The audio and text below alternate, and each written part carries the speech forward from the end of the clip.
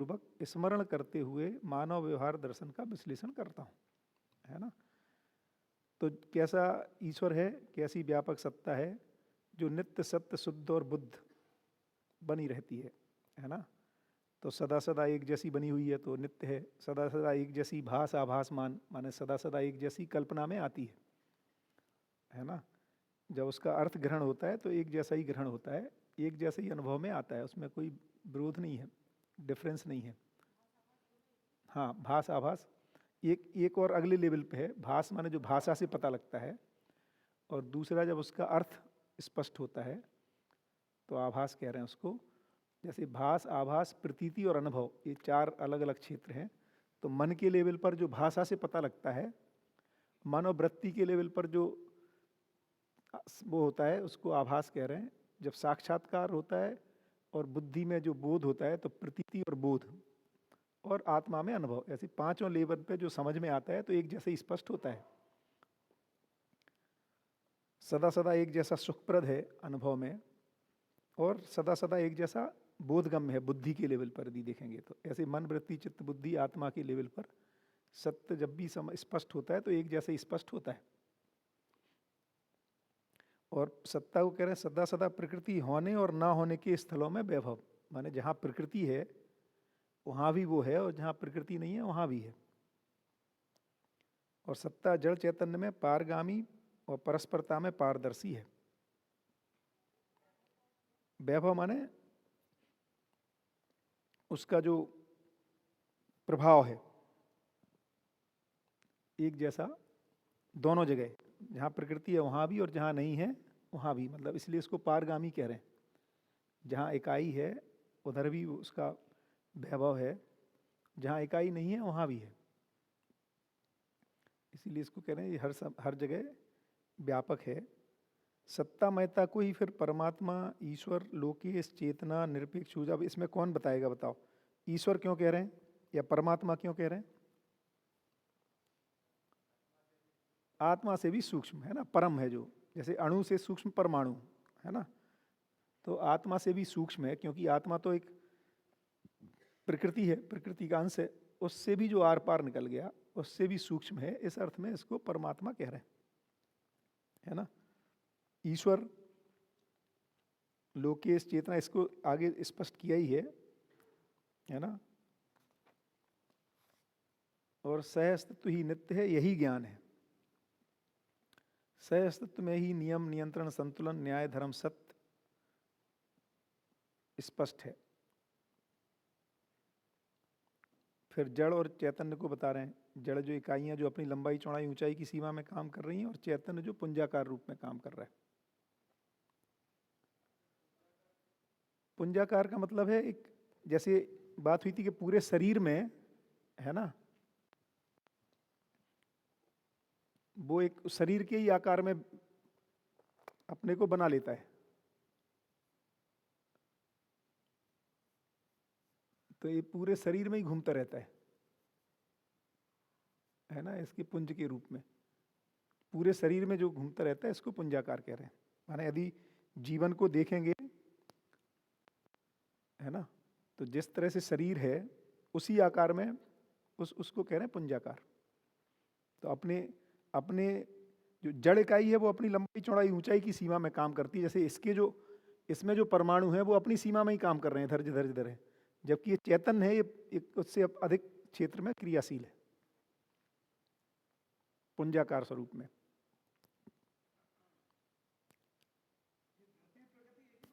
धरती और प्रकृति, प्रकृति का मतलब है जो भी इकाइयों से जो संसार है। तो धरती भी एक है, धरती में केवल मिट्टी पत्थर आ गया।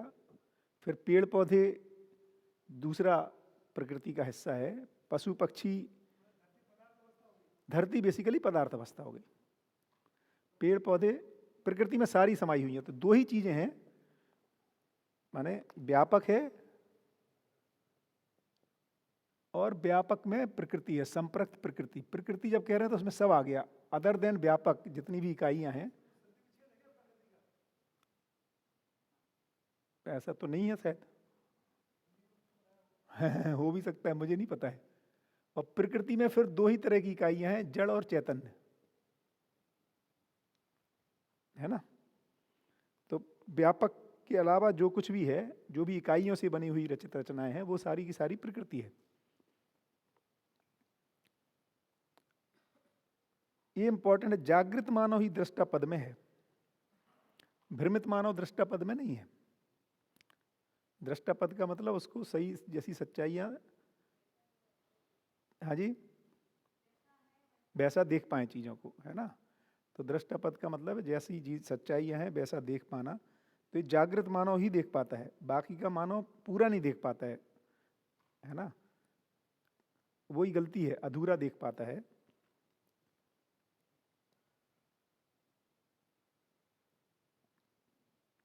तो इसमें दृष्टापद प्रतिष्ठा, मानव क्या है, मनाकार को साकार करने तथा मना स्वस्थता का आशावादी और प्रमाणित करने वाला।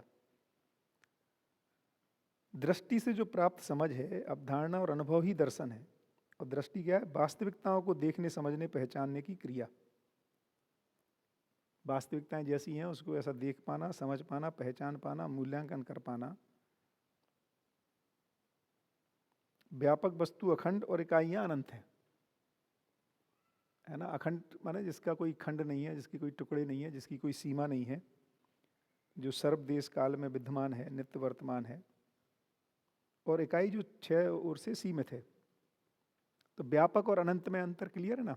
अनंत माने जिसकी गिनती संख्या में नहीं आता है, जो एक एक करके गिनते रहते हैं, 1 2 3 4, एक पेड़, 2 पेड़, 3 4, एक तारा, 2 तारा, 3 तारा, ऐसे गिनेंगे तो संख्या में असंख्य हैं। जिसको मानव गिनने में असमर्थ है अथवा गिनने की आवश्यकता ही नहीं बनती, उसको ही अनंत कह रहे हैं। अब जो व्यापक सत्ता अथवा परमात्मा जो है, वो जागृत मानव के कार्य व्यवहार में नियम के रूप में है, उसके लिए विचार काल में समाधान के रूप में। ऐसे तो व्यापक हम सबको ही प्राप्त है, हमारे लिए व्यापक ज्ञान नहीं है भ्रमित अवस्था में, लेकिन जागृत मानव के लिए, है ना, यही व्यापक या सहअस्तित्व अनुभव में आनंद के रूप में है ना, विचार में समाधान के रूप में है, व्यवहार में न्याय के रूप में है, और व्यवसाय में नियम के रूप में प्राप्त है। तो बेसिकली हो क्या रहा है कि देखो, व्यापक में तो कोई परिवर्तन होता नहीं है ना, व्यापक तो बदलता नहीं है, मानव में जागृति होती है। तो जैसे जैसे मानव में जागृति होती है, माने अमानवीयता से मानवीयता की ओर संक्रमण होता है, या भ्रमित से जागृति की ओर। तो संक्रमण तो पता है ना, या तो भ्रमित है या जागृत है ना। फाइनली संक्रमण का मतलब है कि क्रिटिकल ट्रांजिशन, ऐसा ट्रांजिशन जिसके बाद फिर बदलता नहीं है। तो या तो भ्रमित है या समझदार है, यहाँ पर क्रिटिकल ट्रांजिशन है। एक बार क्रिटिकल का मतलब एक बार समझदार हो गया, इधर वापस आना, एंट्री बंद है, गेट बंद है, नो एंट्री है उसमें। समझदार होने के बाद माने समझदार आदमी का दुखी होना, एंट्री नहीं है उस तरफ, गेट बंद है ना। तो इसी को कह रहे हैं क्रिटिकल ट्रांजिशन। हाँ, ब्रह्मांड सृष्टि अस्तित्व,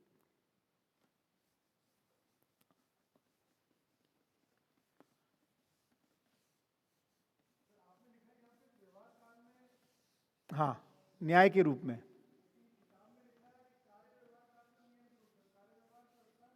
हाँ, कार्य व्यवहार व्यवसाय में लिया होगा उधर।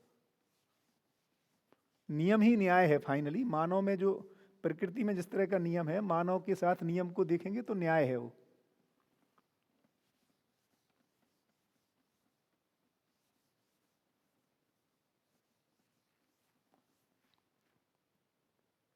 तो यदि अपन इसको एक एक कभी पद चक्र की भी बात होती है, पद जो है ना, 4 पदों की बात कर रहे हैं।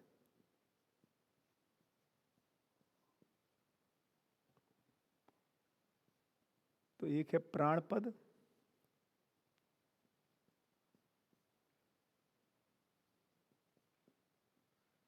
भ्रांत पद, देव पद और दिव्य पद।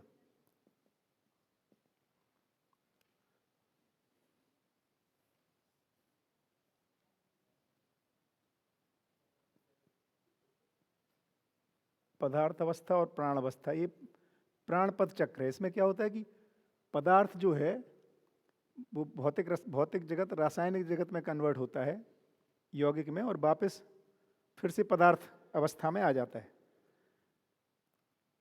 और इधर कुछ चीजें क्रिटिकल ट्रांजिशन हो रही हैं, जिसको कह रहे हैं जीवन या गठनपूर्ण परमाणु।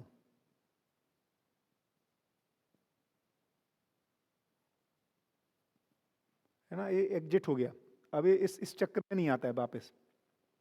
पदार्थ और प्राण वाले चक्र में जो जो पूरा मटेरियल क्रियाशील है ना, मिट्टी पत्थर पेड़ पौधे में बन रहा है, पशु शरीर बन रहे हैं, मानव शरीर बन रहा है ना, इस साइकिल से कुछ परमाणु बाहर आ गए। इसी को कह रहे हैं क्रिटिकल ट्रांजिशन या संक्रमण। संक्रमण का मतलब है अभी इसमें नहीं जाएंगे, इस चक्र में वापस नहीं आएंगे।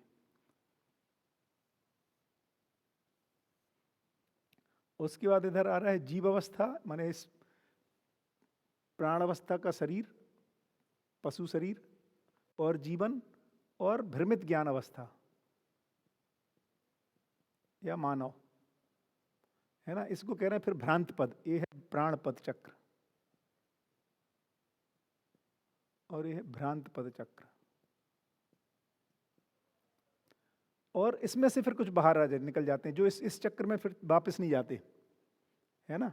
इसी को कह रहे हैं मानव, या इस क्रिया को कह रहे हैं गठन पूर्णता, और इस घटना को कह रहे हैं क्रिया पूर्णता।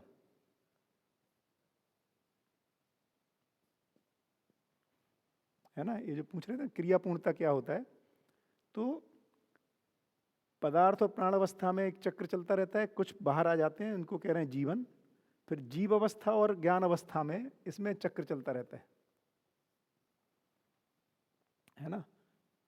और इसमें से कुछ क्रिटिकली बाहर आ गए, जिसको कह रहे हैं मानव या क्रिया पूर्णता। अब इसमें इनकी एंट्री नहीं होती इस चक्र में।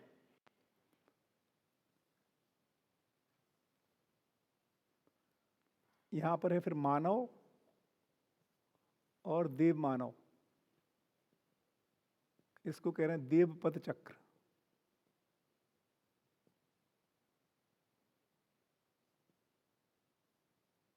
और इससे फिर बाहर हो जाते हैं कुछ, जिसको कह रहे हैं दिव्य मानव, इसी को कह रहे हैं पद मुक्ति। इसको फिर शरीर चलाना नहीं चलाना इसकी अपनी इच्छा के ऊपर निर्भर है। इधर से वो मुक्त है, उसको शरीर की आवश्यकता नहीं, इधर तक आने में शरीर की आवश्यकता है। ऐसा एक पद चक्र से। और पदार्थ की परिभाषा है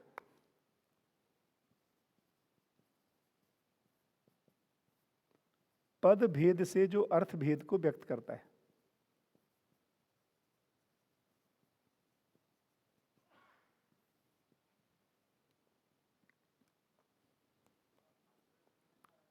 ये आचरण पूर्णता हो गया तीसरा।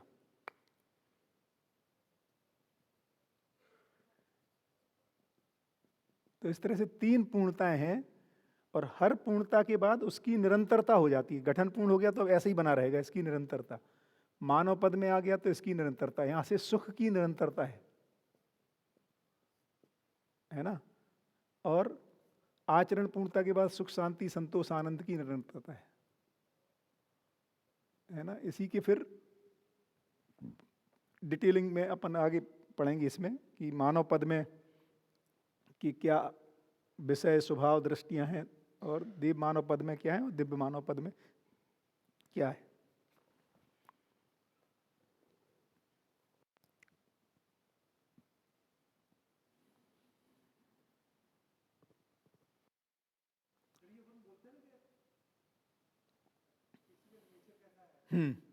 स्वभाव। हाँ,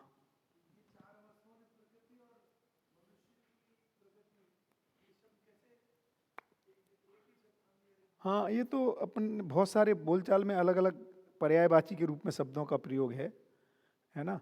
तो यहाँ पर जब अपन, सही बात है, जैसे इंग्लिश में हम कह रहे हैं कि नेचर, इसको प्रकृति कह रहे हैं, और फिर हम मानव का नेचर भी कह दे रहे हैं, है ना। तो अभी मानव का नेचर तो समझ में आया नहीं अपने को। मानव की जो प्रकृति है, माने बेसिकली कहने की ये कह रहे हैं कि जो उसके लिए नेचुरल है ना, जो स्वभाव है, ये कहने की बात कर रहे हैं, जो उसके लिए नेचुरल है या उसके लिए जो स्वभाव है, जो उसकी सहज स्थिति है, कहना तो ये चाहते हैं, है ना, जो मानव के लिए नेचुरल है। लेकिन हम फिर उसमें कंफ्यूज हो गए मानव के पहचानने में। तो हमने जैसा मानव है उस, अभी देखिए विज्ञान ने क्या गलती हुई, विज्ञान में जैसा मानव अभी जैसा है उसका अध्ययन किया, मानव अभी जैसा है ना। जैसे फ्रायड ने देखा कि अभी का मानव कैसा है, तो बोला नहीं नहीं, ये तो काम वासना के लिए ही सारा काम करता है। तो गलत नहीं कह रहा है वो भ्रमित मानव का अध्ययन कर रहा है ना। मानव अभी जैसा पाया जा रहा है। तो नागराज जी क्या कह रहे हैं, मानव जैसा होना चाहता है, इतना ही गैप हुआ है। यदि आप पूरे दर्शन को देखेंगे तो आज की स्थिति में मानव जैसा है वर्सेस जैसा वो होना चाहता है।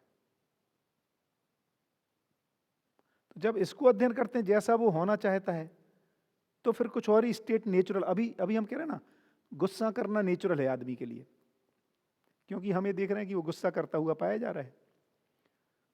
अभी हम कह रहे हैं इंग्लिश में टू इर इज ह्यूमन, है ना। क्या कह रहे हैं, टू इर इज ह्यूमन, माने गलती करना आदमी का स्वभाव है, मानव का धर्म स्वभाव ही है गलती करना। क्यों? क्योंकि जब अभी अध्ययन करते हैं आदमी का तो दिखता है 99% आदमी गलती कर रहा है। तो हम क्या कर रहे हैं, अभी के मानव का अध्ययन कर रहे हैं। माने यदि हम सैंपल गलत ले लें तो भ्रमित मानव का सैंपल लेके उसको मानव के ऊपर जनरलाइज कर दे रहे हैं, यही गलती हो रही है अभी।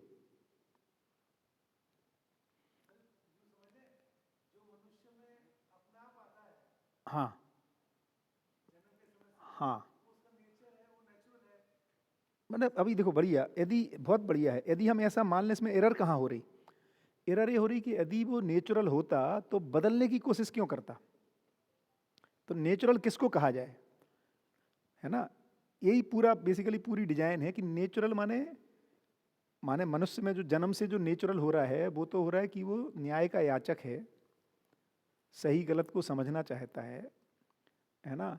और अभी धरती अपने जागृति क्रम में आगे बढ़ रही है, जिसमें मानव सही को समझने के प्रयास में है। उसको समझते हुए जब तक समझ में नहीं आता तो गलती करने के अधिकार के साथ है, इसलिए गलतियां कर रहा है। अब यदि हम जब इसको इस अवस्था में अध्ययन करें और फिर ये बोल दें कि गलती करना मानवीय स्वभाव है, टू एर is nature for human being के लिए, टू एर इज ह्यूमन, तो हमने क्या किया कि एक डेवलपमेंटल स्टेज में पकड़ करके उसका अध्ययन करके उसको ऐसा बता दिया यही उसके लिए नेचुरल है। यदि ये नेचुरल होता, देखो नेचुरल का दूसरा मतलब है कि मुझे स्वीकार है, वो मेरे लिए नेचुरल है माने मुझे स्वीकार है। जैसे एक गाय को उसका उसका होना स्वीकार है, उस जिस भी आचरण में वो जी रही है ना। एक गधे को उसका आचरण स्वीकार है, एक शेर को स्वीकार है, सांप को स्वीकार है। मानव को यदि वो नेचुरल होता तो जिस तरह से हम पाए जा रहे हैं हमें स्वीकार होना चाहिए था, लेकिन हम अपने आचरण को बदलने में लगे हैं। जैसे आपका जो भी आचरण है अभी आपको स्वीकार नहीं हो रहा है, हम सबको हमारा जो भी आचरण है स्वीकार नहीं हो रहा। क्यों? क्योंकि उस आचरण का फल स्वीकार नहीं हो रहा हमें। क्या फल है? फल उसका दुख के रूप में आ रहा है, विरोध के रूप में आ रहा है, ईर्ष्या के रूप में आ रहा है, द्वेष के रूप में आ रहा है, युद्ध के रूप में आ रहा है ना, प्राकृतिक असंतुलन के रूप में आ रहा है। तो यदि ये नेचुरल होता तो ये सब फलन नहीं होता, या ये फलन होता तो हमें स्वीकार होता। तो इससे पता, जो मैं सुबह बात कर रहा था कि हम मानवीय अमानवीय में क्यों से कह पा रहे हैं कि ये जो आचरण हम कर रहे हैं ये मानवीय नहीं अमानवीय है, क्योंकि इसके ये सब फल आ रहे हैं जो हमें स्वीकार नहीं हो रहे हैं।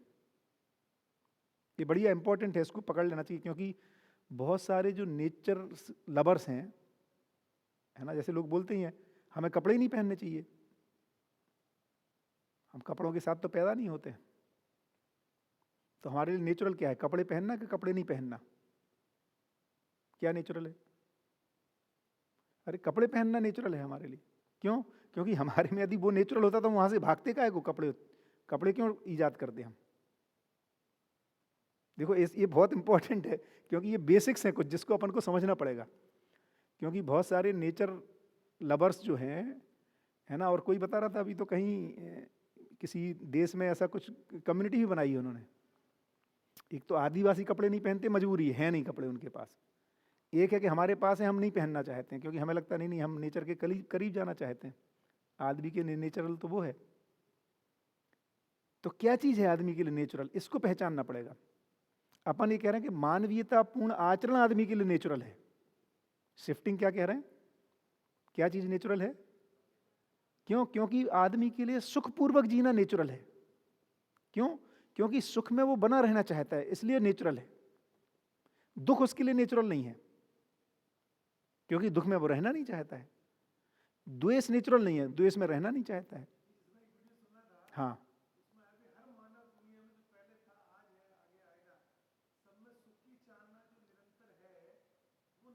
हाँ हाँ है। बिल्कुल। हाँ नेचुरल में।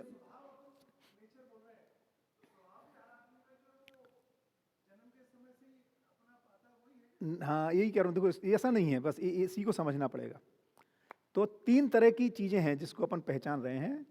एक को कह रहे हैं सूक्ष्म इच्छा, एक है कारण इच्छा, और एक है तीव्र इच्छा।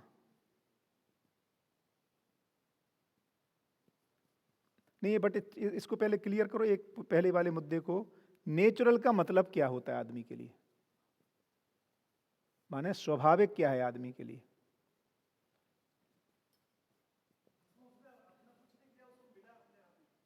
ऐसा नहीं है।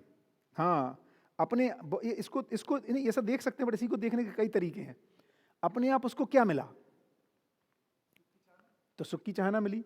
तो जब तक वो सुखी नहीं हो जाएगा तब तक जिन स्थितियों से गुजर रहा है वो नेचुरल नहीं हुई ना। जब तक सुख की स्थिरता नहीं हुई, जैसे उसमें सुख कैसा चाहता है, निरंतर के कभी कभी, तो निरंतर सुख की चाहत है। तो ऐसा वो सब आचरण, ऐसा आचरण, ऐसा व्यवहार, ऐसा व्यवसाय,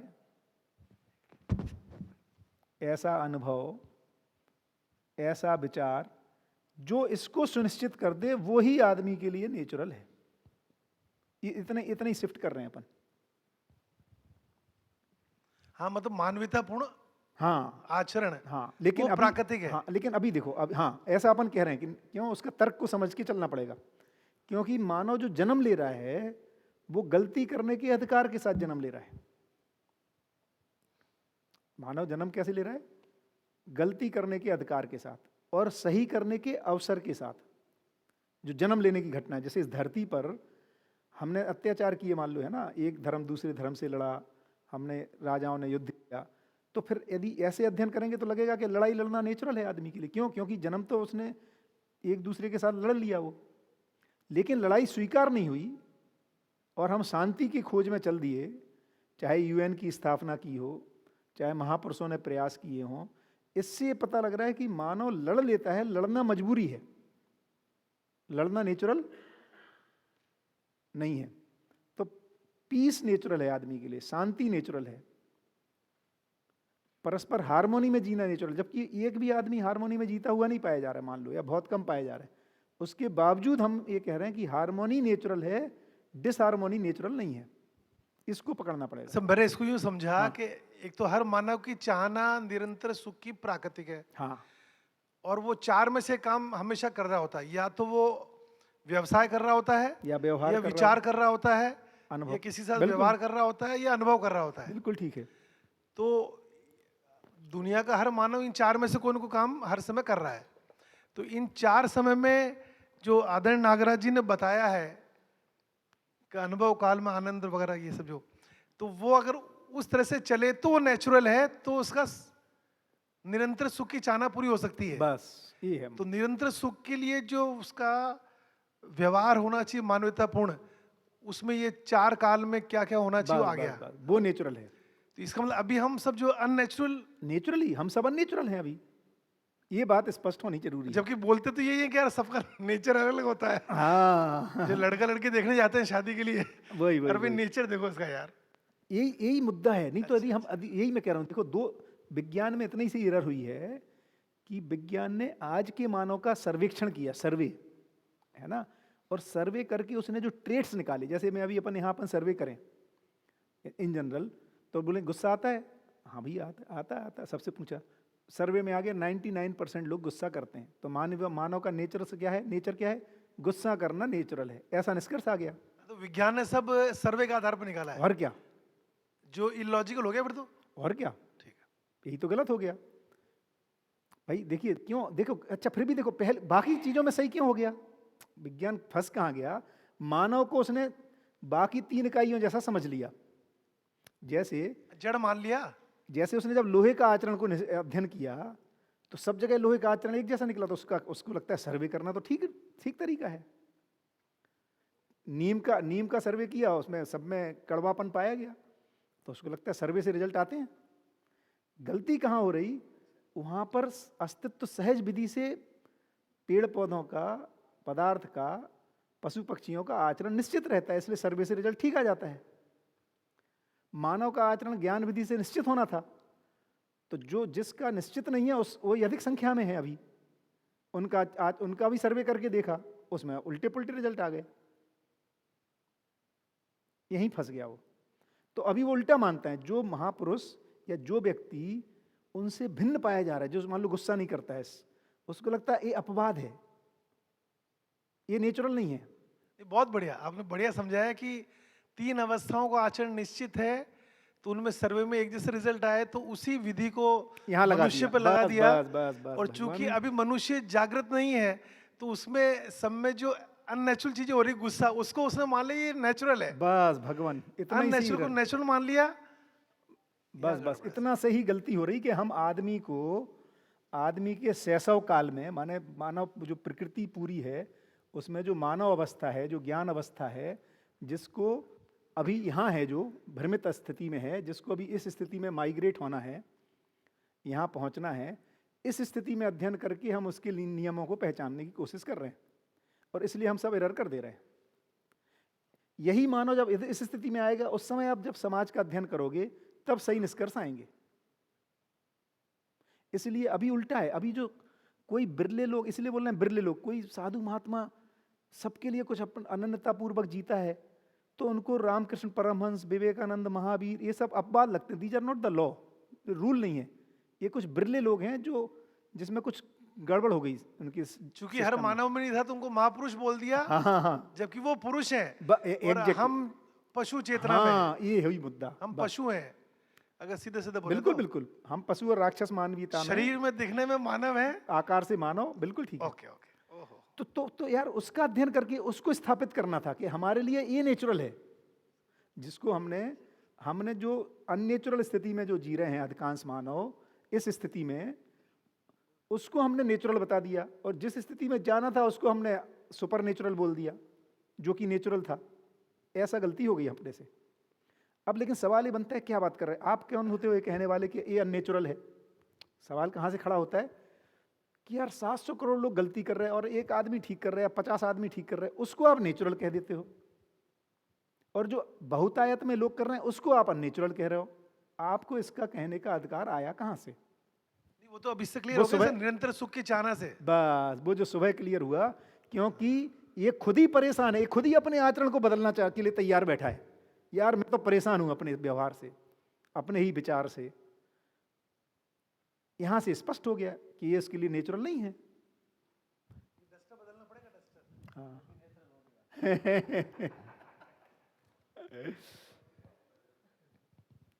हाँ मिटा दो, ये भी मिटा दो। हाँ बहुत बढ़िया है ना, पकड़ में आ गया, गजब। नहीं आज जाके वो क्लियर हुआ है नेचर वाला मामला। हाँ, हम कैसे बात करेंगे विज्ञानियों से?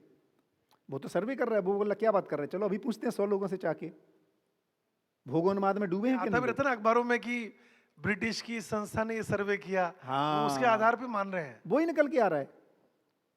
हाँ, तो सारा गड़बड़ ये हो रहा है कि वो शरीर ही मान रहे हैं, ये जीवन वाले आत्मा वाले हिस्सा को मान नहीं रहे, इसलिए सारी गड़बड़ हो रही है। नहीं, माने शरीर मानते हुए, वो तो शरीर और जीवन से नहीं, वो तो आदमी से बात कर रहे हैं, वो तो हम और आपसे पूछ रहा है।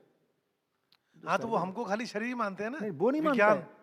नहीं, वो तो क्या कर रहा है, आदमी का सर्वे कर रहा है। जैसे आपको गुस्सा आता है कि नहीं, आपकी पत्नी से लड़ाई होती है कि नहीं, तो वो बोल रहा है पति पत्नी में लड़ाई होना नेचुरल है। क्यों? सबकी होती है। वो उसको जीवन उसका कुछ पता ही नहीं, वो तो सर्वे कर रहा है केवल। है ना। अभी सपोज इसी समाज में ऐसे लोग मिलने जाए, ऐसे परिवार जो है ना शिकायत मुक्त ढंग से जीते हैं, जिनमें स्नेह है, मान लो ऐसा एक गांव मिल जाए, ऐसा उसका वो सर्वे करेगा तो वो बोलेगा लोग स्नेह से जीना ठीक है, उसका उसको तो काम सर्वे करना है। उसका प्रमाण है सिर्फ सर्व संख्या में कितने परसेंटाइल निकालना है। इसलिए डेमोक्रेसी सफल नहीं है मानव के क्षेत्र में, जब तक मानव जागृत नहीं हो जाए तब तक।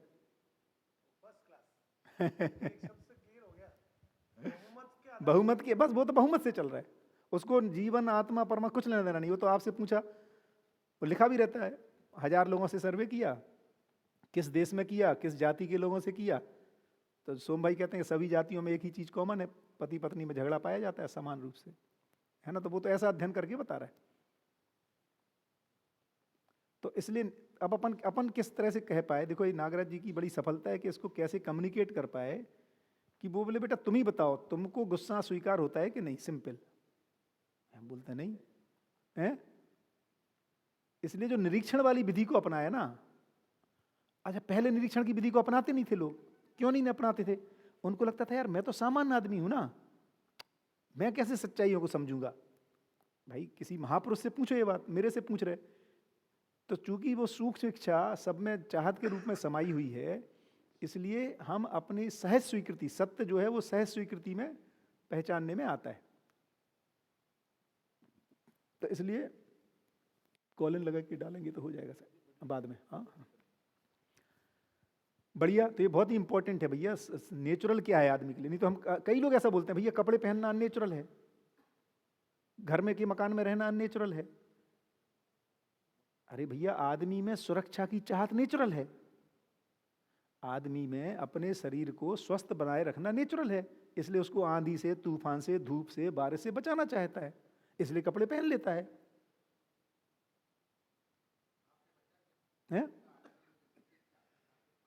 हाँ पशुओं का फिक्स है, इसलिए सर्वे में ठीक आ जाता है, मनुष्य का फिक्स नहीं है,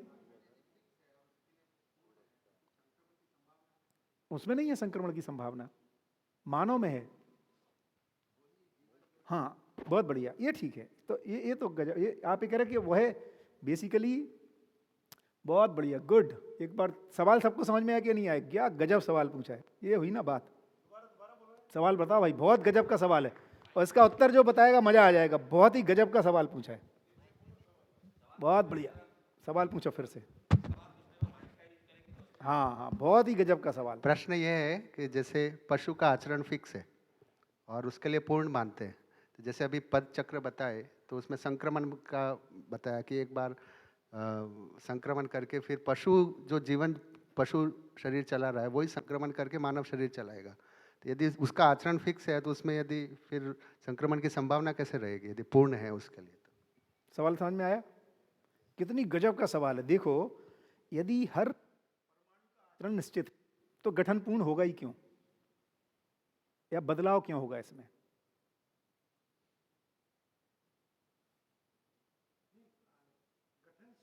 गठनशील है, गठनशील जो है वो गठनपूर्ण में क्यों बदलेगा? हर गठनशील का निश्चित है अपना आचरण। मैं बताता हूँ भैया। हाँ क्योंकि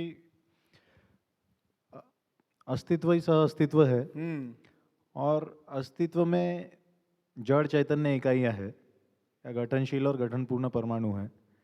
दोनों परमाणु क्रियाशील है, तो क्रियापूर्णता ये उनका क्रियाशील रहना यही उसका आचरण भी है, और क्रियाशील रहने के ही इसमें वो एक विकास क्रम में है। तो गठनशील परमाणु विकास क्रम करते हुए विकास के तरफ जाता है हर अवस्था में, और गठनपूर्ण परमाणु में जागृति क्रम और जागृति है, इसलिए वो जागृति क्रम में क्रियापूर्ण रहता है।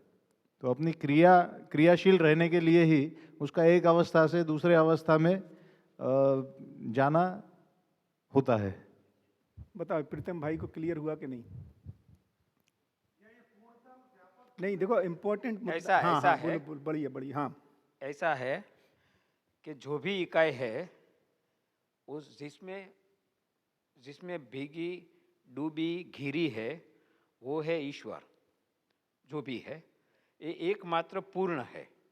तो कोई भी इकाई का क्रमशः विकास और इच्छा और प्रभाव स्पेस का है, इसके लिए इकाई को भी पूर्ण होने की गति पर चलता है। वो इकाई जो गठनशील परमाणु है वो कहीं न कहीं गठन पूर्ण परमाणु में परिवर्तित हुआ, उसको हम चैतन्य इकाई कहते हैं। वहाँ से उसमें जो प्रोसेस है वो बदल गई, 61 अंश के होने के बावजूद वो स्थिर हो गया, यानी गठन पूर्ण हो गया। यानी कि स्पेस का जो पूर्ण का भाव है ये एक तरह से उसमें तृप्त हो गया, यानी कि वो अमर हो गया चैतन्य इकाई। इसके बाद उसमें जीवन की आशा जो गुणात्मक परिवर्तन है वो शुरू हुआ, मात्रात्मक परिवर्तन वहाँ पूर्ण हो गया। इसके चलते वो जीव में आए, तो जीव तो प्रथम आशा थी जीने की आशा। वो प्राणी जगत में, मानव जगत के पहले जो है प्राणी, उसमें वो पूर्ण हो गया। तब तक ये निश्चित आचरण जो प्रकृति विधि से है वही रहा, और गुणात्मक परिवर्तन शुरू हुआ। गुणात्मक परिवर्तन ये तदात का ज्ञानमयी होने से तृप्त होता है। इसीलिए यही इकाई की यही जर्नी शुरू है जो मानव में आ गई है। और मानव में गुणात्मक परिवर्तन पूर्ण सुख, पूर्ण आनंद रूप में होने के जो स्पेस का उस पर प्रभाव है उसके साथ तादात्म्य होकर पूर्ण होती है। बहुत बढ़िया। और कोई बताएगा? बहुत ही इम्पोर्टेंट, जबरदस्त सवाल है। हाँ बताइए, माइक। तो सवाल, पहले सवाल रिपीट करना, क्या कह रहे हैं प्रीतम भाई का सवाल फिर से रिपीट करना आप, फिर बताओ। उनका क्वेश्चन है कि अगर जीव अवस्था का आचरण निश्चित है तो फिर वो अगली अवस्था में क्यों आया? हाँ, तो ये जो पूरा क्रम है सह अस्तित्व का प्रमाणित होना, तो जो व्यापक सत्ता में इकाइयाँ है वो व्यापक में संपृक्त है, तो उसमें पूर्णता की और चाहत है। इसलिए इकाइयाँ स्वयं पूर्ण जिसमें वो गर्भित है उसके जैसी व्यक्त होना चाहती है पूर्णता में, इसलिए वो पूर्णता के लिए वो क्रियाशील है। और जब तक वो एकदम टोटली व्यक्त नहीं हो जाती तब तक वो क्रम चलता ही रहेगा। इसलिए जीवावस्था में उसका आचरण निश्चित है, पर वो पूर्णतः व्यक्त नहीं हो पा रही है, क्योंकि तब तक सिर्फ जीव चेतना ही व्यक्त हो पा रही है, मानव चेतना व्यक्त नहीं हो पा रही। तो वो पूर्णतः व्यक्त होने के लिए जीव चेतना से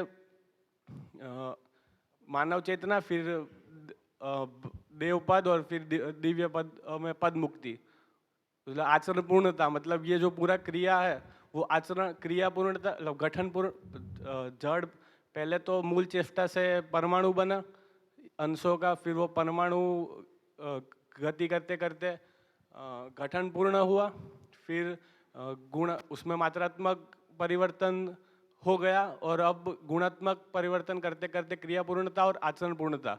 तो सह अस्तित्व पूर्ण प्रमाणित होने के क्रम में वो आगे पूर्णता के लिए गति करता रहता है। बढ़िया। हाँ कृष्णा भाई कुछ बता रहे हैं। बहुत बढ़िया। तो मैं एक बार सवाल को और स्पष्ट कर दूं। देखो सवाल क्या बन रहा है, देखो एक तो यह है कि जब तक जो जीव जिस स्थिति, जैसे गाय में है तब तक वो गाय का आचरण कर रहा है ना, नीम में है तब तक नीम का कर रहा है, लोहा है लोहे का कर रहा है, तब तक तो कोई दिक्कत नहीं है ना।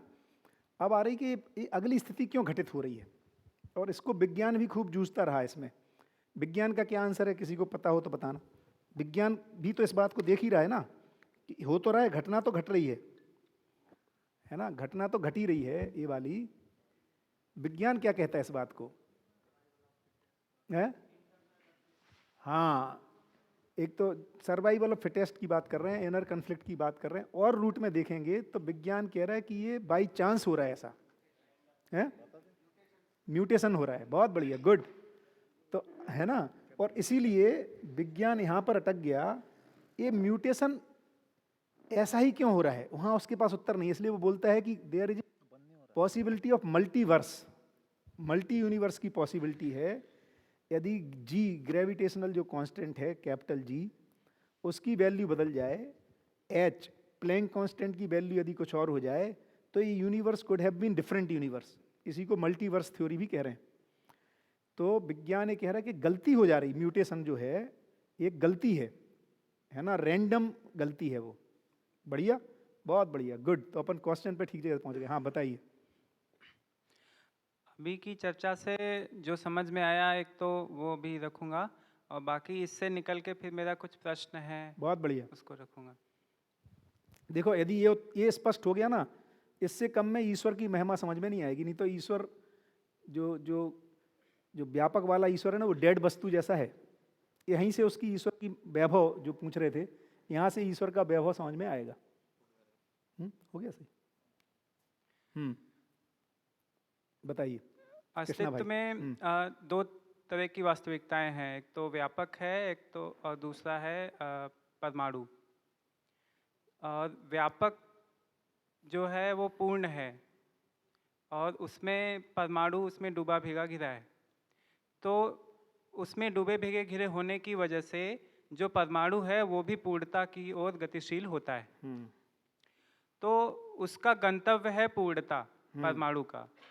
तो नियति सहज विधि से कोई भी परमाणु उस गंतव्य की ओर अग्रसर होता है, जिसमें कि ये ट्रांजिशन होते हैं, गठन पूर्णता, जीव चेतना, मानव चेतना और दिव्य मानव पद तक वो जाता है। बढ़िया। थोड़ा सा ये समझ में आया।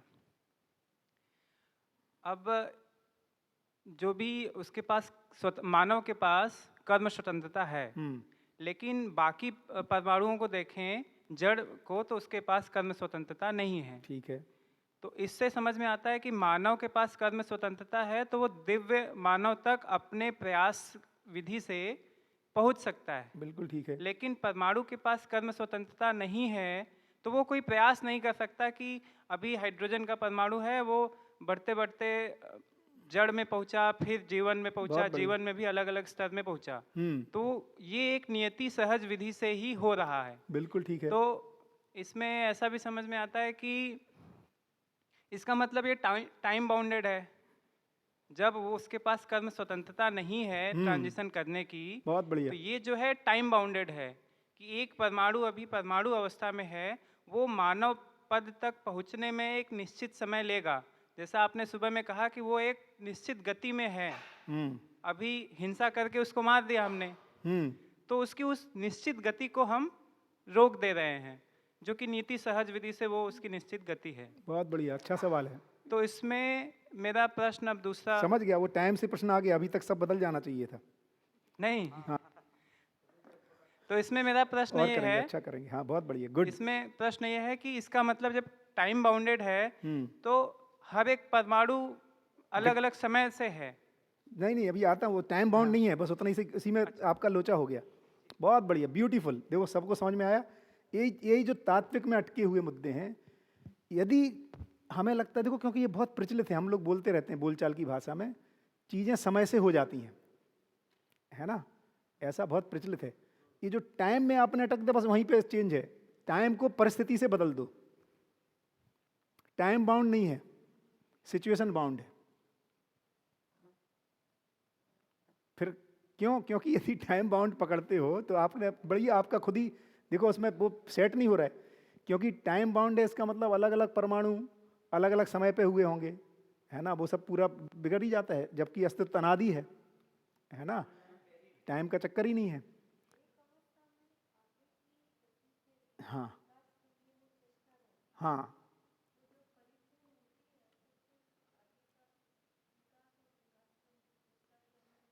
बिल्कुल ठीक है।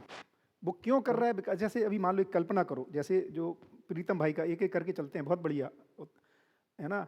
इसमें अपने को ईश्वर की स्पष्ट, ईश्वर का रोल पकड़ में आएगा, है ना, व्यापक का रोल पकड़ में। जैसे चांद है ना, चांद पर देखो, धरती और चांद तो एक ही समय की, मतलब उसमें उम्र का चक्कर नहीं ना, तो वहाँ भी अभी सब पानी वानी हो ही चुका होना चाहिए था, यदि टाइम बाउंड होता तो। ऐसा अटक जाता है। टाइम बाउंड नहीं है, ये संपूर्णता में निर्णय हो रहे हैं, है ना, उन परिस्थितियों में निर्णय हो रहे हैं। इसलिए अकल हमें जो समय से नहीं आती, है ना, मानव में चलो आपने छोड़ दिया, प्रकृति में सिचुएशनल है फिर, है ना, मानव को तो आपने छोड़ दिया, बहुत ही बढ़िया किया। तो इसमें इसमें क्या है, उस तरह के जब वातावरण निर्माण होता है तो हो जाता है।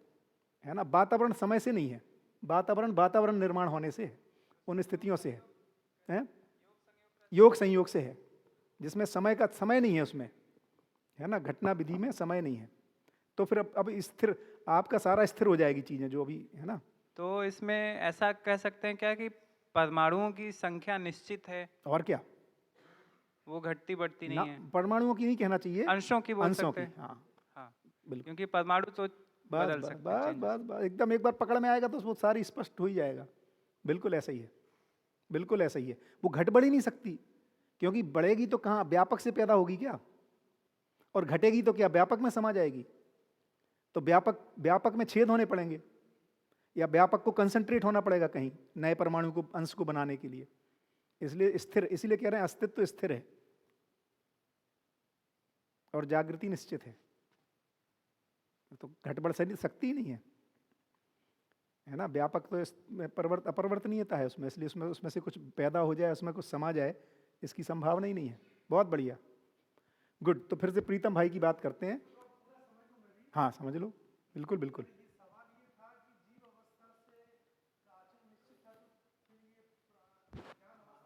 हाँ, जैसे मान लो कल्पना करो, यदि सबका आचरण निश्चित है, मान लो चांद है, मून, उस पे पानी मान लो किसी समय घटित हो जाए, तो यदि उस पे मून पे जो भी इकाइयां हैं, जितने भी अंश हैं, उनका आचरण निश्चित है, तो फिर पानी की तरफ कैसे जाएगा? जैसे सूरज को ही देखो, अभी हाइड्रोजन और हीलियम है, हाइड्रोजन का आचरण निश्चित है, हीलियम का निश्चित है, तो इसमें आयरन कैसे बनेगा? बनना ही नहीं चाहिए कभी। क्यों बनेगा? नहीं तो उसको, किसी को अपने आचरण को छोड़ना पड़ेगा। हाँ, लेकिन वही तो, अब यहाँ पे मल्टीवर्स थ्योरी नहीं कह रहे हैं, ये सिंगल यूनिवर्स थ्योरी हुई। तो अस्तित्व किसी पर्पज के साथ है, यहां से पकड़ में आ रहा है। अस्तित्व में जागृति की और विकास की दिशा निश्चित है। तो जो विज्ञान देखो हो तो रहा है, ऑब्जर्वेशन तो दोनों देख रहे हैं कि यार धरती पे पानी बन जाता है किसी समय, पानी के बाद उसमें सेल स्ट्रक्चर आ जाता है, उसको लग रहा है ये सब गलती हो रही है, बाई चांस हो रहा है। अपन ये क्या कह रहे हैं, ये पूर्ण में गर्भित है, नहीं तो और कोई कारण नहीं है। तो व्यापक ही एकमात्र चीज है जो पूर्ण है, इसलिए इकाई में पूर्णता की ओर गति है, और वो गति निश्चित है, यही गति है। इसीलिए गठन पूर्णता, क्रिया पूर्णता, आचरण पूर्णता की गति आ रही है। ये पूर्ण में गर्भित इकाई होने की वजह से पूर्णता की ओर गति है। इसका नहीं तो विज्ञान उत्तर ही निकाल नहीं पा रहा कि ऐसा क्यों हो रहा है, उसको समझ में नहीं आ रहा है। पेड़ भाई विज्ञानी तो बाद में आया ना धरती पर, जब केवल पेड़ पौधे इस धरती पर हैं उस समय विज्ञानी थोड़ी है यहाँ। लेकिन सिंगल सेलुलर स्ट्रक्चर से मल्टी सेलुलर स्ट्रक्चर होता चला जा रहा है, इसमें अब विज्ञान बोल रहा है गलती हो रही है यार, क्योंकि दृष्टा वो बाद में आने के बाद तो अध्ययन कर रहा है कि यार होता तो ऐसे है। बाकी की थ्योरी ने तो बोल दिया ईश्वर ने एक पहले दिन ये बनाया, दूसरे दिन ये बनाया, सातवें दिन ये बनाया, वो तो जम नहीं रहा, बात तर्क संगत नहीं लग रही। विज्ञान स्पेस को ही नहीं समझ रहा है। नहीं, स्पेस तभी तो गड़बड़ हो रही ना, उसको ये समझ में नहीं आ रहा, इसलिए उसको रैंडम बोलना पड़ा कि भाई मिस्टेक हो रहा है। वो बोलता है कि कभी कभी जो सेल्स हैं ये गलती कर देती हैं और कुछ नई घटना घट जाती है, और अपन ये कह रहे हैं कि गलती नहीं कर रहे हैं, व्यापक पूर्ण है, उस पूर्ण में होने की वजह से पूर्णता की और पूरे अस्तित्व में दिशा है, इसलिए सिंगल यूनिवर्स की बात हो रही है, डेफिनेटिव यूनिवर्स की बात कर रहे हैं, है ना, जिसको प्रिडिक्ट कर सकते हैं कि यही होगा, किसी भी धरती पर होगा, पदार्थ से प्राण अवस्था होगी, फिर गठन पूर्णता होगी, पशु पक्षी होगा, भ्रमित होगा, फिर मानव पद में जाएगा। इसलिए कह रहे हैं अस्तित्व किसी प्रयोजन से साथ है, पूर्णता से गर्भित है, पूर्ण में गर्भित है, पूर्णता की ओर क्रियाशील है, इसलिए सारा स्पष्ट हो गया, नहीं तो पता ही नहीं चल रहा है।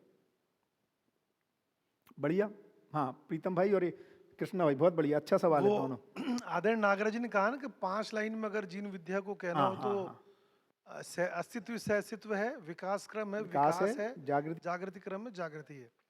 तो मैं किसी वीडियो में सुन रहा था कि कुछ ग्रह ऐसे भी हो सकते हैं जो भी खाली गैसियस स्टेट में ही है ही है, अपना ही सूरज है, सन भी गैस ही है, अभी तो गैस भी नहीं है ठीक से। कुछ ग्रह ऐसे भी हो सकते हैं जो पृथ्वी से भी आगे हों, बिल्कुल होंगे ही, जहाँ जागृत मानव है, हाँ, बिल्कुल जागृति हो चुकी है, बिल्कुल ऐसा हम ही। उसको इनकार नहीं कर सकते। कैसे करोगे? हम जानते नहीं, बल्कि इनकार नहीं, नहीं, बल्कि आप यदि प्रोबेबिलिस्टिक स्टैटिस्टिकल मॉडल से जाओगे तो होगा ही, यही निकल के आता है, होना ही होगा।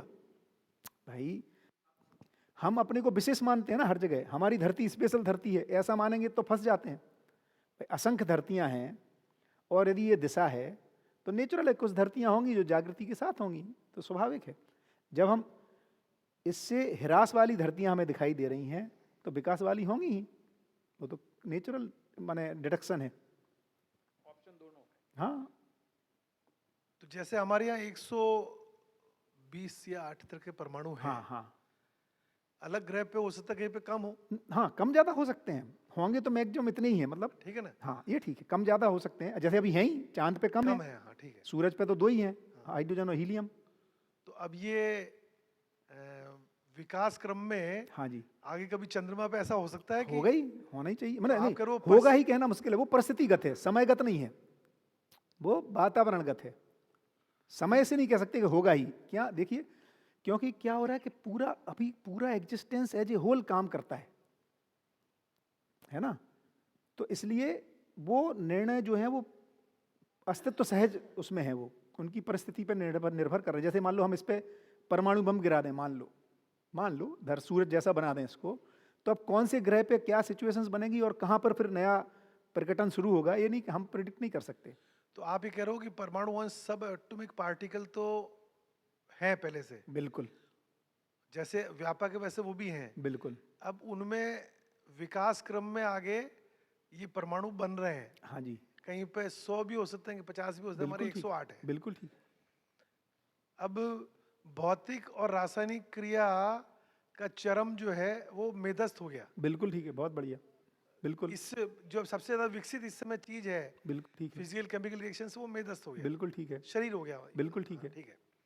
और इसी क्रम में परमाणु गठनशील तो हो जाए, वो गठनपूर्ण हो गया, बिल्कुल ठीक है, वो चेतन इकाई बन गया। ठीक है, तो जीव अवस्था ज्ञान अवस्था दोनों में चेतन इकाई की तो एक जैसी है, बिल्कुल ठीक है, लेकिन शरीर की क्षमता अलग अलग है। बिल्कुल ठीक है, तो जो जीवन जानवर को चला रहा है उसकी शरीर की सीमा के चक्कर में गुणात्मक परिवर्तन, चैतन्य इकाई के बाद गुणात्मक परिवर्तन। हाँ, तो वो अलग अलग जानवर की शरीर की सीमा के हिसाब से उतना ही अभिव्यक्त होता है, इसलिए उतना ही आचरण अभिव्यक्त निश्चित हुआ। है उसमें। बिल्कुल ठीक है, वही जीवन अगर मनुष्य में आ जाए तो बिल्कुल ठीक शरीर की वो कल्पनाशीलता और कर्म साधन कारण जो है वो फिर वो पूरा प्रमाणित होना संभव है। बिल्कुल ठीक है, ऐसा ही है। ऐसा ही है। इसीलिए इससे एक और उत्तर आता है जो अभी प्रीतम भाई ने और कृष्णा भाई ने नहीं पूछा, या आगे आएगा किसी को, कि भैया ज्ञान अवस्था हो सकता है एक सुपर ह्यूमन आए, ये ह्यूमन पे ही क्यों रुक जाएगा? जैसे जीव अवस्था, भ्रमित ज्ञान अवस्था, हो सकता है एक अलग टाइप का ब्रेन और ये वो एक अलग डेवलप हो। एक इसको कैसे, जब तक हम व्यापक को नहीं ठीक से समझेंगे, है ना प्रीतम भाई, इसका उत्तर भी यहीं से निकलता है, क्योंकि पूर्णता को उद्घाटित करने योग्य क्षमता संपन्न होनी है। तो चूंकि इस शरीर में वो संभव है और एक व्यक्ति ने कह दिया कि मैं इसको कर पाया, इसलिए अब इसकी आवश्यकता खत्म हो गई अगले टाइप के शरीर की।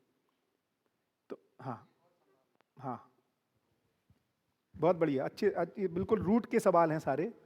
तो उसमें फिर ऐसे जैसे संक्रमण आप बता बहुत रहे बढ़िया। जागृति क्रम में चलेगा ही। बिल्कुल ठीक है, तो किसी दिए हुए समय में हमेशा यही संभावना रहेगी कि कुछ चैतन्य ऐसे रहेंगे जो कि पशु अवस्था में रहेंगे, जो पशु मानव अवस्था। हाँ हाँ ठीक है ना। तो फिर सर मतलब मा- हाँ, क्यों क्योंकि लगता है? हमेशा ट्रांजिशन फेज में रहेंगे। हम्म, जैसे एक बढ़ रहा है तो नीचे से वो आ ही रहे हैं जो ठीक है, ट्रांजिशन फेज में है। तो ठीक है। हमेशा स्थिति पृथ्वी पे ऐसी ही रहेगी कि कुछ चैतन्य जो है वो पशु मानव वाले हाँ, बहुत फेज में बढ़िया। ही रहेंगे। ये बढ़िया है। अभी देखो क्या हो रहा है, तो देखिए अब बच्चों को अध्ययन करते हैं यदि, तो बच्चों में अपन क्या पा रहे हैं, बच्चे तो ऐसे ही पैदा होंगे, तो क्या पा रहे हैं उसमें, न्याय की याचना है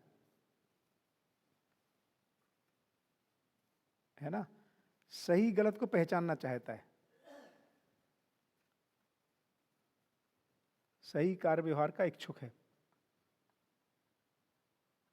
और सत्य वक्ता है।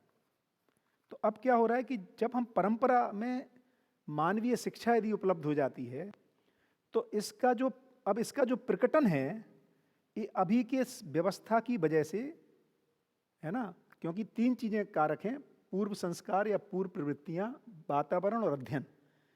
ये अभी अमानवीय वातावरण, इसी चीज को जब मैं इसी रॉ मटेरियल को अमानवीय व्यवस्था में डालता हूं तो इसकी अभिव्यक्ति पशु और राक्षस मानव जैसी होती है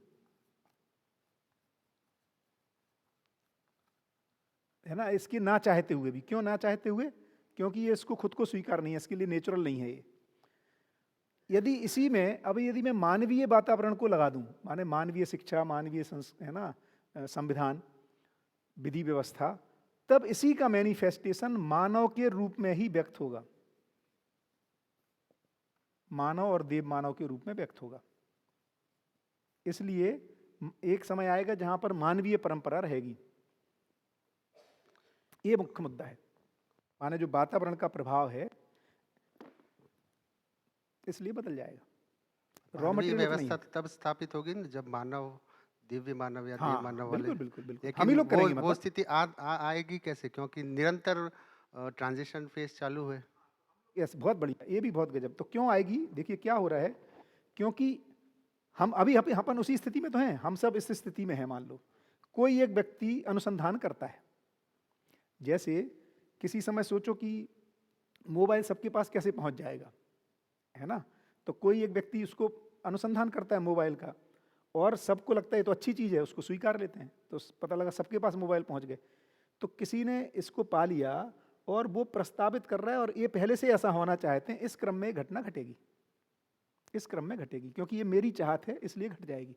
तो धीरे धीरे क्या होगा, आप देखेंगे इसी धरती पर अपने जीते जी आने वाले 25-30 सालों में, यदि ये ठीक से प्रस्ताव मतलब लोगों को सही में यदि ये काम करता है, तो नहीं करता है तो हर चीज़ को बदलना ही होगा, लोग नया अनुसंधान करेंगे।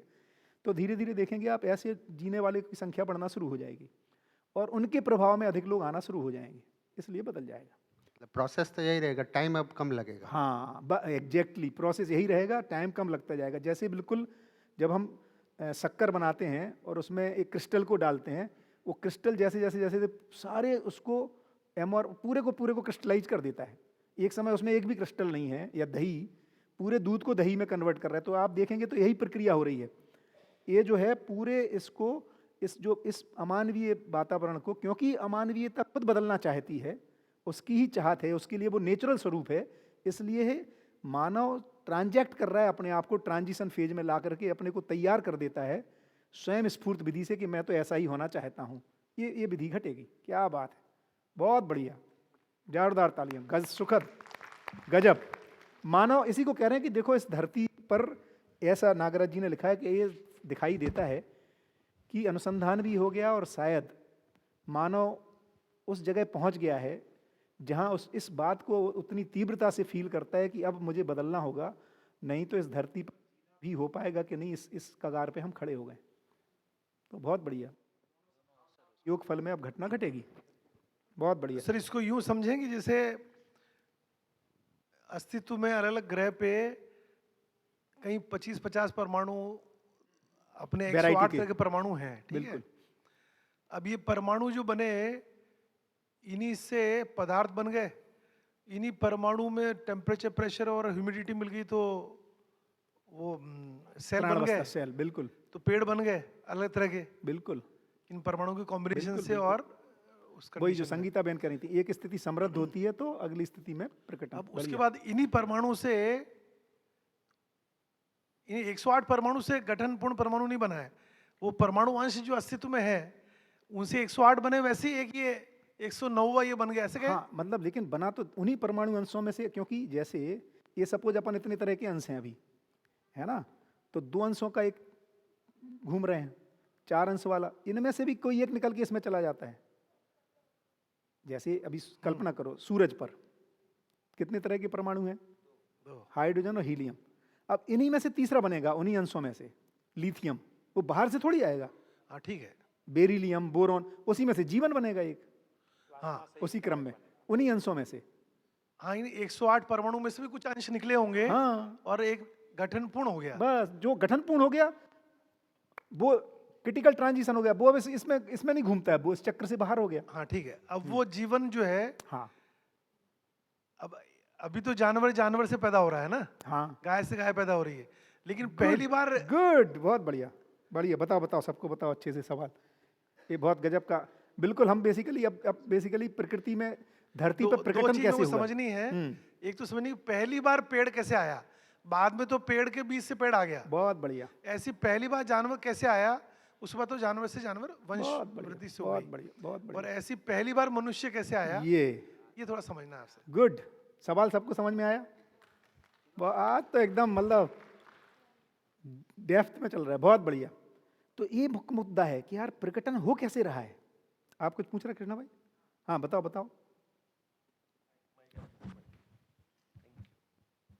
प्रश्न है, हाँ बिल्कुल बिल्कुल। जैसे मानव का जो जीवन है वो गठनपूर्ण है, उसमें 61 अंश हैं। हम्म, तो क्या जो अंश मानव में है, मानव जीवन में, उस अंश में और एक हाइड्रोजन के अंश में कोई अंतर है या दोनों सेम है? बिल्कुल कोई अंतर नहीं, कोई अंतर नहीं, एकदम सेम है। एकदम से। तो फिर तो इसका मतलब ऐसा हुआ कि किसी परिस्थितिवश ट्रांजिशन हुआ ये मानव में, बिल्कुल ठीक है। अंशों के आपस में संयोग से। बिल्कुल जैसे हुआ ऐसा कि मान लीजिए यहाँ पे 50-60 लोग हम हैं, कुछ ऐसी परिस्थिति बन गई कि उसी में से कोई भी 100 लोग हैं, कोई भी 61 लोग, कोई भी 61 लोग मानव बन गए, बस उसमें बस से बस जीवन बन गया, ऐसा ही हुआ, ट्रांजिशन हो ऐसा गया। ही है ऐसा फिक्स नहीं कि यही वाले ना। उस परिस्थितिवश में जो भी अंश मिल गए वो बन गए। बस बस बस बस भैया, कोई स्पेशलाइजेशन नहीं है, कोई स्पेशलाइजेशन नहीं है। और उसमें ऐसा भी नहीं कि हाइड्रोजन वाला अंश बोले कि मेरा क्या होगा, क्योंकि वहाँ मैपन नहीं है। मैपन कहाँ से शुरू हो रहा है, इसलिए मैं लिखा था यहाँ, मैपन नहीं है। मैपन जब गठन स्थिर होता है, गठन के स्थिर होने के बाद मैं की शुरुआत है। मानव में पहली शुरुआत है मैं, उससे पहले मैपन नहीं है ना, वो तो अंश इधर उधर हो जा रहे हैं, उसमें मैपन है ही नहीं। जब गठन स्थिर होता है उसके बाद वो मैं को पहचानता है। जब अब मैं कहता हूं मैं, मेरा, उससे पहले मैं का स्थिर ही नहीं हुआ तो मैं कहां से आएगा? अब ऐसा हो गया कि 100 लोग में से कोई बोलेगा कि मैं क्यों नहीं पूछा हाँ, उसमें। क्योंकि वहां पे मैपन ही नहीं है। मैपन में 61 नहीं। होने के बाद ही मैं शुरू हो रहा है। क्या बात है, उसके पहले मैपन है ही नहीं, क्योंकि अब इसका गठन निश्चित हो गया।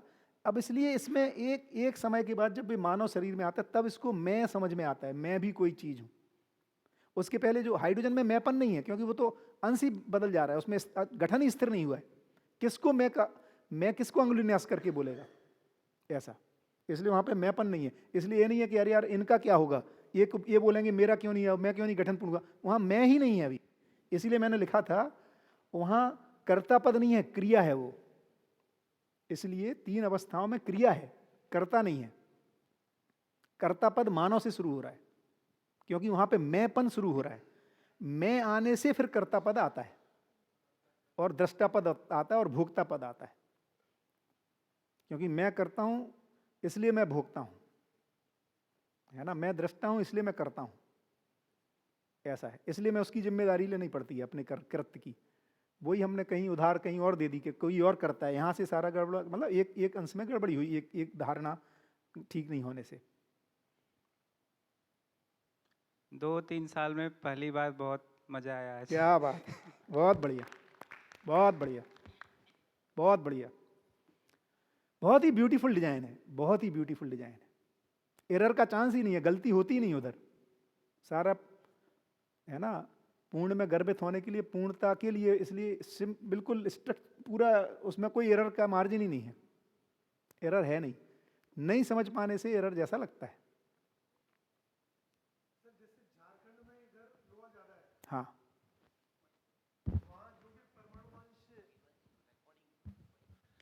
वहाँ जो भी परमाणु अंश है उनसे लोहे का परमाणु बन गया और वो ज़्यादा हो गया। राजस्थान में पत्थर ज़्यादा है तो वो वाले परमाणु वहाँ इकट्ठा हो गए। ठीक। ऐसे दुनिया में अलग अलग बन गए, ठीक है। जानवर में भी आपने बोला ये टाइम से नहीं सिचुएशन से है, तो जहाँ बर्फ है तो वहाँ पे अलग टाइप के उस तरह की परिस्थितियों पौधे में भी कुछ अलग हैं, परमाणु अंश और बिल्कुल। सब ये मिलके रिएक्शन से वो वैसे जानवर सेल बन गए। स्ट्रक्चर अलग बन रहे हैं, बिल्कुल ठीक है, रचना अलग बन तो रही है। शुरू में कितने जानवर बने, बाद में तो जानवर से जानवर बन रहा है। हाँ, अब वो अभी तो वो सवाल कहाँ होगा, वो तो अपन कर ही रहे हैं अभी। बढ़िया, बहुत ही बढ़िया। एक दूसरा सवाल इनका ये है, ये तो पकड़ में आ गया, उल्टा चलते हैं बैकवर्ड। अभी तो मानव से मानव पैदा हो रहा है, ये तो पक्का है कि पहला मानव होने के लिए मानव नहीं है उस समय। पहला मानव जब धरती पे आना है तो उस समय तो मानव है ही नहीं, तो मानव से मानव की डिजाइन तो नहीं है, तो क्या डिजाइन होगी? नेचुरल है, पशु से ही आना होगा। हाँ इसके साथ साथ में हाँ हाँ प्रश्न ऐड करेंगे तो ऐसा प्रश्न ऐसा भी बनता है कि पहला मानव स्त्री था या पुरुष, और वो पृथ्वी में ऐसे कहते हैं अभी तक वो बैलेंस चला ही रहा है, वो बैलेंस कभी डिस्टर्ब नहीं हुआ, 1000 साल 10,000 साल हो गए। बिल्कुल, बढ़िया बढ़िया, गुड, ठीक है। तो पहले तो एक एक करके चलते हैं। अब अपन अपन अब दृष्टा कौन है? अपन ही है है ना, अपने को ही समझ में आना है और मैं समझ सकता हूँ। अब ऐसा वाला मामला खत्म हो गया कि कोई और समझेगा और फिर हमें समझाएगा, है ना उसको। क्योंकि देखो अब मज़ेदार बात है, देखिए उन घटनाओं का अपन विश्लेषण कर रहे हैं मानव दृष्टा होने के नाते, जिस समय वो खुद उपलब्ध नहीं है। हमारा आप तो है नहीं ना उस समय, जिस समय पहला मानव आ रहे हैं, कुछ मानव आ रहे हैं, उस समय हम सब नहीं है। फिर भी कभी भी समझेगा तो कौन समझेगा? हमें ही समझना होगा यार, कैसे हुआ होगा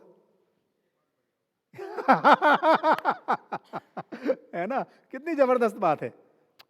देखो मानव है नहीं और उन घटनाओं को वो समझ लेता है, ये उसकी ताकत है जीवन की, जो तर्क संगतता के आधार पर हम सब कोई भी नहीं है उस समय, है ना, और फिर भी हम समझना चाहते हैं और हम समझ लेते हैं, है ना, कि देखो कैसा रहा होगा उस समय। तो ये तो पक्का हो गया कि जब मानव नहीं है, ठीक है, तो मानव कहाँ से आ रहा है? ठीक है, तो अब अपने को यहाँ पे अनुमान क्षमता का यूज कर रहे हैं अपन, तर्क और अनुमान, है ना, उसको लगा रहे हैं। और ये भी तुमने ठीक बोला कि यार केवल आदमी आदमी पैदा हो जाएंगे तो ये कैसे डिजाइन बनेगी? कभी बच्चे कैसे पैदा होंगे उनके? इसका मतलब ये भी ठीक है कि कहीं मेल और फीमेल दोनों आने पड़ेंगे, है ना। ये उस समय तो जा ही नहीं सकता अमेरिका, है ही नहीं, है ना। तो अब देखो, अब डिड्यूस कैसे कर रहा है आदमी, हम और आप अध्ययन कर रहे हैं यहाँ बैठे हुए कि क्या हुआ होगा। तो ये दिख रहा है कि इसका माने एक ही समय कई जगह कई पशु शरीरों से मानव पैदा हो रहा है, और वो मेल और फीमेल हो रहा है, और वो अलग अलग जगह हो रहा है, इसीलिए उसकी नस्ल भी अलग अलग है। क्योंकि वहाँ का, जैसे अपन कह रहे हैं पेड़ अलग अलग होते हैं, कश्मीर में अलग टाइप के देवदार के होते हैं, यहाँ वो देवदार लगते ही नहीं है ना। तो उनकी नस्ल और रंग, तो इस तरह से यदि आप देखेंगे तो कई नस्ल और रंग के लोग अलग अलग पैदा हुए किसी एक समय पे, और फिर जब उसकी आवश्यकता नहीं रहती तो फिर मानव से मानव होना शुरू हुआ। तो वो घटना है। लेकिन अब सवाल आता है, और उस समय हुई, अब क्यों नहीं हो रही भाई? आज क्यों नहीं हो रहा है ऐसा? तो उसकी आवश्यकता नहीं रहती है। तो पूरा डिजाइन किसी आवश्यकता को घटित कराने के साथ चलता है, वातावरण के साथ चलता है, उस समय वो होता है ना। तो बिल्कुल ऐसे ही हुआ है। इसीलिए अब यदि अपन आगे पढ़ेंगे जब किताब में, आई थिंक अर्थशास्त्र या किसी में, समाज जनवाद में या कहीं पे आएगा, कि ऐसे अनुमान होता है कि शायद अब उन्हीं पशुओं शरीर से होने की संभावना होगी जो उतने उस लेवल के विकसित हैं, है ना, गर्भ को धारण करते हैं। तो इसमें गाय है, भालू है, बंदर है, ऐसे 3-4 नाम बाबा ने उसमें दिए हैं। ये अपने को भी अनुमान जाता है कि कौन समृद्ध है ना। और इस तरह से अलग अलग भौगोलिक परिस्थितियों में अलग अलग तरह के रूप, रंग, है ना, नस्ल, मतलब इसमें नाक, चपटी, खोपड़ी का साइज कैसा, इस तरह के अलग अलग अपन दिखाई देता है। यही लोग जब समय के बाद जब साथ में आए कभी किसी क्रम में, जब हम पैदल चल पाए इधर उधर, तो अपने को दूसरे से भिन्न मान लिए। इसी आधार पर फिर संघर्ष और ये सब की बात शुरू हुई, और फिर वो स्वीकार नहीं हुआ क्योंकि वो नेचुरल नहीं है युद्ध। तो हम वहाँ से होते होते होते यहाँ तक की जर्नी को पूरा किए हैं अभी। तो अब जैसे पशु से मानव का आया, अब उसके पीछे जाएंगे जब पशु नहीं है, अब और पीछे बैकवर्ड जर्नी करेंगे। तो जब पशु नहीं है तो पहले पशु है, 3 तरह के पशु शरीर दिख रहे हैं, स्वेदज, अंडज और पिंडज, जो पिंड से पिंड को देते हैं, जैसे मानव है, बंदर है। और जो अंडज है, अंडे से पिंड निकलता है। और जो स्वेदज है, जो माने पसीने और मतलब इसके जो सड़ जाता है ना, कीड़े भुनगे, है ना, इससे। तो इसमें फिर यही क्रम दिखता है कि पिंडज से हुआ, उसके पहले अंडज है, उसके पहले स्वेदज है ना। और उसके पहले जाएंगे तो फिर केवल सेल्स हैं, माने प्राणावस्था है। उसके पहले जाएंगे तो सिर्फ पानी है, सेल भी नहीं है। उसके पहले जाएंगे तो केवल मिट्टी पत्थर है। उसके पहले जाएंगे तो गैस है। और ये सारी वैरायटी के ग्रह गोल अपने को दिखाई देते हैं। इस तरह से इनमें एक पूरा क्रम को अपन देख सकते हैं।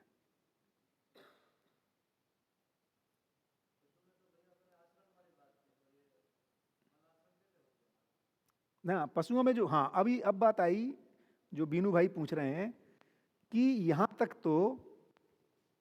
यहां तक आचरण निश्चित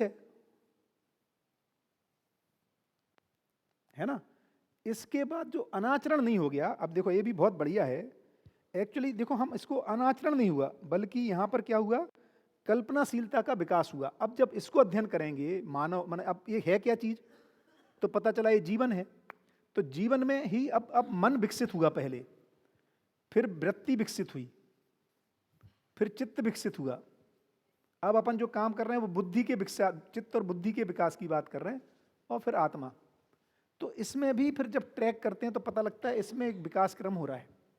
तो अनाचरण नहीं है, बल्कि चित्त में चित्र बनाने की क्रिया शुरू हो गई, जिसको चित्रण कह रहे हैं। एक स्थिति में आती है जहां हम चित्र को बना पाते हैं, चित्र को ग्रहण करना और नए नए चित्र बना पाना, कल्पना कर पाना। उसके लिए हार्डवेयर भी चाहिए, जो शरीर है मानव का शरीर।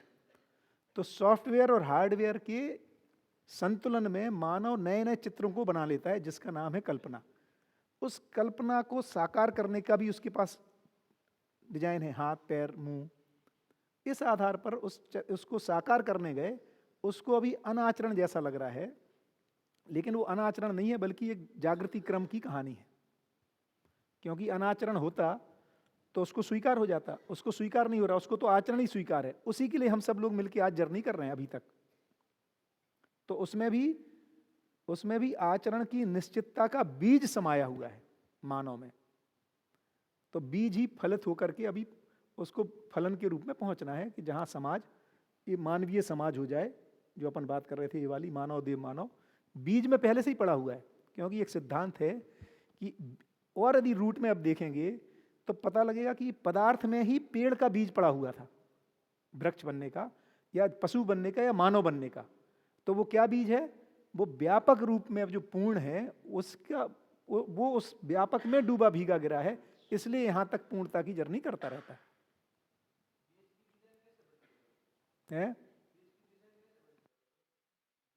अलग डिजाइन कैसे बनती है ना। तो वो उस नैसर्गिक वातावरण, वो आरएनए डीएनए, उसको अपन को डिटेलिंग कर सकते हैं, कैसे घटना घट रही है, कैसे अलग अलग तरह के पेड़ बन रहे हैं, है ना, वो डिटेलिंग हो सकती है। पशुओं की शरीर रचना अलग अलग कैसे हो रही है, स्वेदज अंडज पिंडज की, है ना, उस विज्ञान को माने बहुत सारा विज्ञानियों ने किया हुआ है, उसको और अध्ययन कर सकते हैं। तो ऐसा पूरा डिजाइन है भाई। हाँ हाँ, मानव का बीज भी वहीं पड़ा है। तो इसका मतलब है पदार्थ में अगर मानव का बीज पड़ा है तो हर पदार्थ से मानव का ही उसका उद्देश्य, मतलब अंतिम और जो क्या? है वो और है, क्या? और वो ज्ञान लेवल। तो एक परिस्थिति ऐसी भी आएंगी जो पदार्थ रहेंगे नहीं, सब मानव हो जाएंगे। हाँ अभी बहुत बढ़िया, अभी हाँ ये तो क्योंकि ये सब जाता ही है ना, वहाँ तक जाता ही है पूरा ध्यान, है ना। तो इसमें एक पूरी व्यवस्था है ना। तो क्या हो रहा है कि कितना, जैसे देखो उसको कल्पना करके देखो, क्या ऐसा संभव है कि सब पेड़ पौधे ही हो जाएं, मिट्टी ना रहे? क्योंकि मिट्टी पे ही पेड़ खड़ा होना है ना भाई। इसका मतलब है कि मिट्टी पत्थर हमेशा ज्यादा होना होगा पेड़ पौधों से।